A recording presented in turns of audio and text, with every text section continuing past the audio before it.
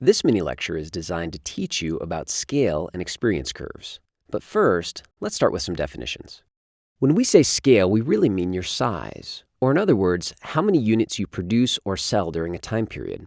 This could be a measure of your market share or your current volume sold in a given year. So, a scale curve is a chart that plots how your cost of production changes with your volume of production.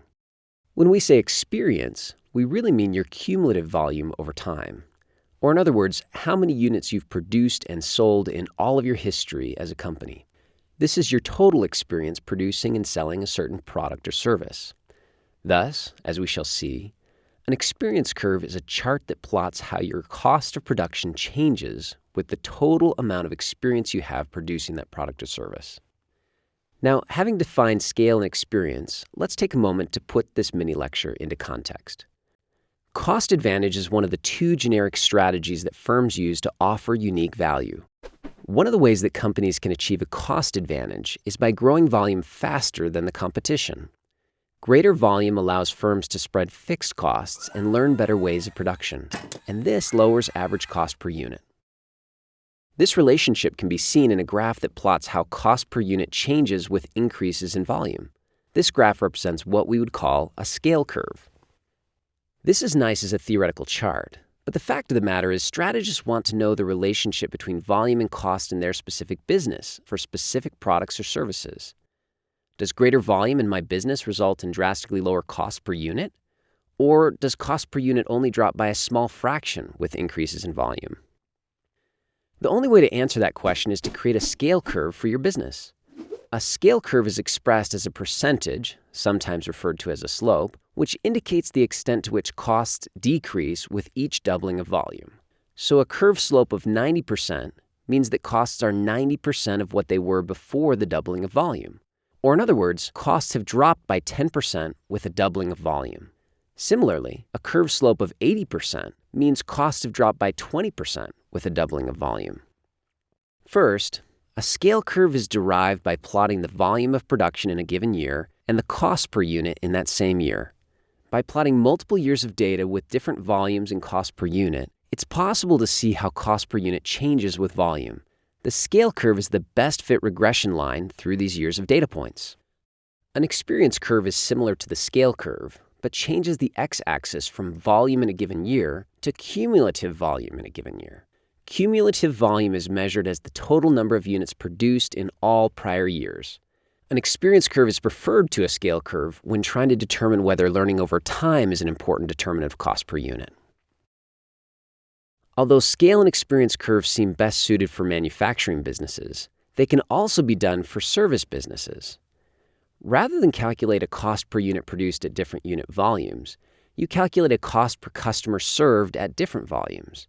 For example, let's imagine that you work for a wireless phone carrier like AT&T that is trying to decide how much money it should invest in marketing and advertising in order to grow its number of subscribers. Calculating a scale curve will help you determine the extent to which increases in the number of subscribers results in corresponding decreases in the cost per subscriber. The faster that cost per subscriber drop with increases in the number of subscribers, the more money the company can afford to spend to acquire new subscribers. To calculate a scale curve for AT&T, you need the following data: cost per unit, or in this case cost per subscriber, at different levels of company volume. You can determine the cost per subscriber with the following formula: company's costs in year X divided by the number of subscribers in year X. For example, here are data for AT&T's total costs, number of subscribers, and average cost per subscriber over 7 years. If we plot these data on a scale curve as shown in this graph, the analysis shows that the slope is 83%, which means that the costs per subscriber drop by 17% with each doubling of the number of subscribers. So it seems clear that there are some significant cost benefits to increasing the total subscriber base. But are there also benefits to having more experience in this industry? Using the same wireless data as before, we will create a new column that shows the cumulative subscribers at the end of each year.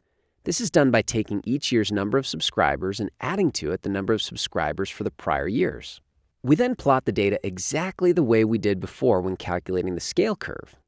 Using these data, we see that as the cumulative number of subscribers doubles, the cost per unit decreases by roughly 9%. This shows that scale is more important than experience or learning in the wireless industry. In other words, a new entrant in wireless could more quickly and easily achieve the cost per subscriber achieved by incumbents like AT&T and Verizon if it could quickly build scale and subscribers.